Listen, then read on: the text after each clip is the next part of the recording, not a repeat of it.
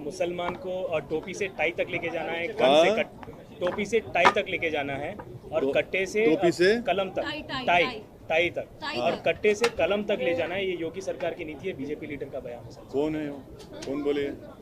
योगी सरकार की नीति आने वाली। टोपी से टाई? हाँ सर, टोपी से टाई तक। अच्छा। और कट्टे से कलम तक ले जाना है। अच्छा, पहले प्रधानमंत्री को टाई तो पहनाओ, टाई नहीं पहनते वो बेचारे, उनको टाई पहनो बोलो। और ये कट्टे की आप बात कर रहे हैं, आप कितने स्कूल खोले मुस्लिम माइनॉरिटी एरिया में?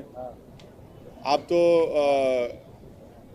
सो कॉल्ड गौ रक्षक के जरिए टेररिज्म फैला रहे हैं, बगैर कानून को फॉलो करे घर तोड़ रहे हैं। आपका जो माइनॉरिटीज़ का बजट है कितना है बताओ आप? यूपी में है ही नहीं, सिर्फ बातें हैं, झूठ है, धोखा है। आपके पास एक एमएलए नहीं है, मुस्लिम एमएलए, आप टाई बनाने की बात कर रहे हैं। सर, ये प्रयागराज में जो कुछ हुआ है उसके बारे में आप क्या कहना चाहेंगे?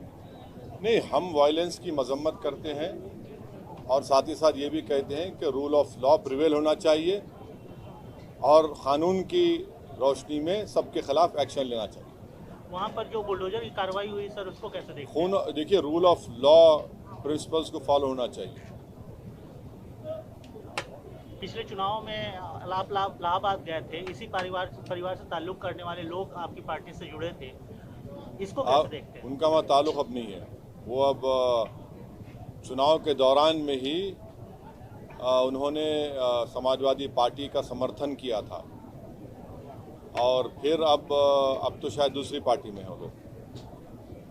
प्रयागराज के गवाह जो उमेश पाल हैं, उनकी सरेआम हत्या हो गई थी, जिसके बाद आरोपियों के घर पर बुलडोजर चला रहे हैं। तो आप हम ये कह रहे हैं कि भारत के संविधान में, इंडियन पीनल कोड में, सीआरपीसी में जो चीज़ें लिखी गई हैं उस पर अमल होना चाहिए। कोई भी अपने हाथ में कानून लेकर ना वायलेंस कर सकता है, ना कोई अपने सत्ता में रहकर उस कानून को तोड़ सकता है। जो भी होगा, रूल ऑफ लॉ, संविधान के तहत कार्रवाई होनी चाहिए सबके खिलाफ। सर, अमृतपाल को लेकर के जिस प्रकार की कार्रवाई चल रही है पंजाब में, अभी सीएम अमित शाह को भी मिल रहे हैं, तो क्या इस इश्यू को किस प्रकार से हैंडल किया जा रहा है सही दिशा में? नहीं, मैं तो बोला हूँ ना कि भाई ये जो बयानात पंजाब से आ रहे हैं, जो स्टेटमेंट्स आ रहे हैं, उस पर बीजेपी के नेता बड़ी खामोशी बनाए बैठे हैं, बड़े खामोशी बनाए बैठे हैं। क्या मतलब है उसका? हमारा एक बॉर्डरिंग स्टेट है जहाँ पर आए दिन पाकिस्तान से ड्रोन के ज़रिए ड्रग्स और हथियार आते हैं। ये तो फैक्ट है, इससे कौन इनकार कर रहा है? मगर आप एक बॉर्डरिंग स्टेट में अगर इस तरह की बातें हो रही हैं तो ये बीजेपी खामोश क्यों है फिर इस पर?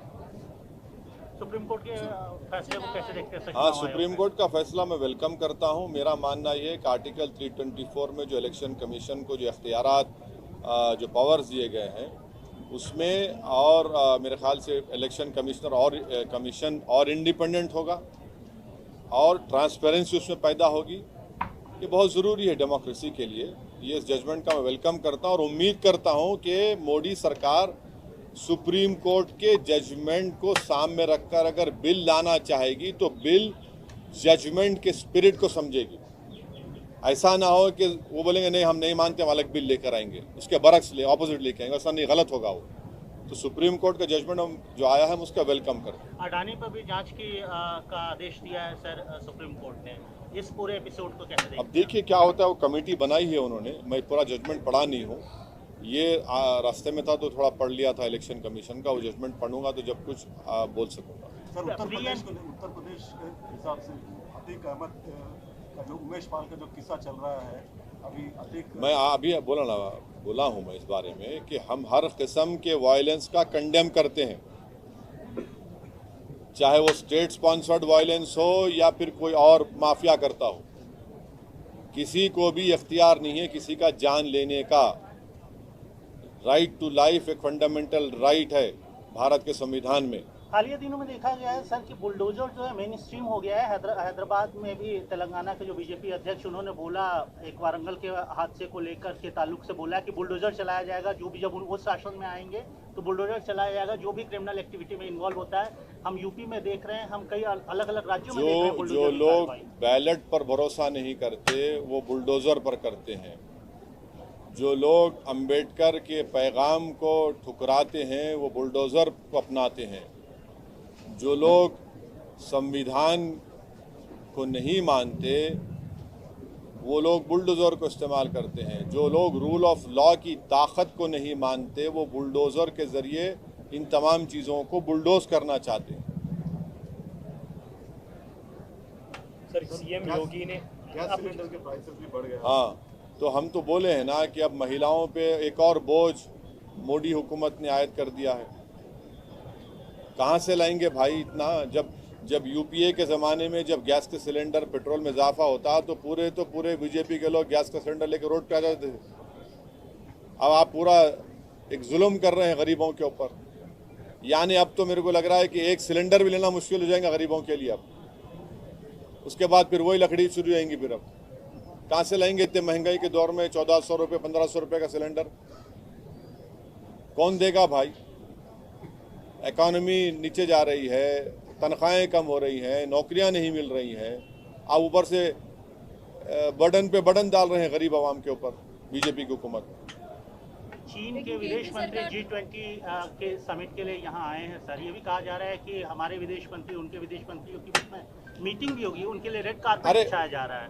उनके आने से पहले मोदी सरकार ने अपनी कमज़ोरी का इजहार कर दिया, हथियार डाल दिए और देश को पैगाम दे दिया कि अब हम 2000 स्क्वायर किलोमीटर चीन से नहीं लेने वाले हैं, हम खो दिए उसको। वो तो भारत को छोटा कह दिया उन्होंने। भारत छोटा है क्या बताइए आप? भारत छोटा है, चीन बड़ा है। अरे भाई, भारत एक न्यूक्लियर पावर भी तो है। आप बिजनेसेस की बात करते हैं भाई, तो फिर ये ट्रेड इम्बैलेंस 44 बिलियन से 101 बिलियन कैसे हो गया 2015 से अब तक? आपकी गलत नीतियों की वजह से हुआ, गलत फैसलों की वजह से हुआ। मुझे जो मोदी कैबिनेट के एक्सटर्नल अफेयर्स के मिनिस्टर ने जो स्टेटमेंट दिया है कि हमारी इकोनॉमी छोटी है, वो बड़ी है, वो छोटा है। अरे छोटा बड़े का सवाल नहीं है, देश बड़ा होता है, देश के रहने वालों का दिल और जिगर बड़ा होता है।